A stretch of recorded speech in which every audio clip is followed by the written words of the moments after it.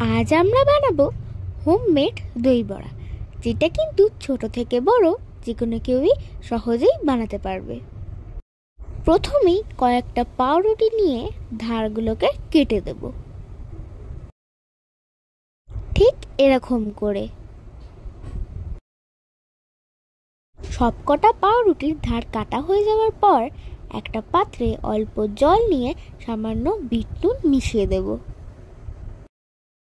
তারপর ওই ধার কেটে রাখা পাউরুটিগুলোকে হালকা করে ডুবিয়ে ভালো করে জলটা চিপে নেব।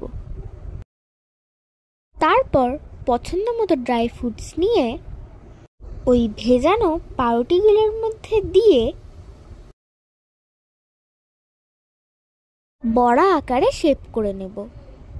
এইখানে যদি তোমরা ভেবে থাকো যে হাতটা হঠাৎ পাল্টে গেল কেন, আসলে এই বড়াগুলো আমার দ্বারা হচ্ছিল না, তাই একটু মায়ের সাহায্য নিলাম।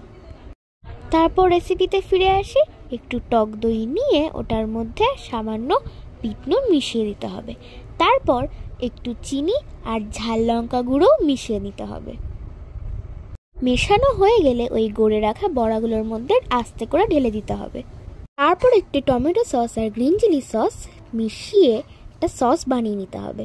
তারপর ওই সসটাকে দিয়ে একটুখানি ভাজা মশলা ছড়িয়ে ধনেপাতা দিয়ে গার্নিশিং করলেই রেডি আমাদের হোমমেড দই বড়া, যেটা কিন্তু হেলদি এবং টেস্টি, ইনস্ট্যান্টলি তৈরি হয়ে যায় আর বড় ছোট যে কোনো কেউ বানাতে পারে।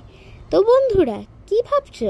আর ভেবো না, এবার তো আর মাকেও বলতে হবে না, তোমরাই বানিয়ে নিতে পারবে এই ইনস্ট্যান্ট দই বড়াটা।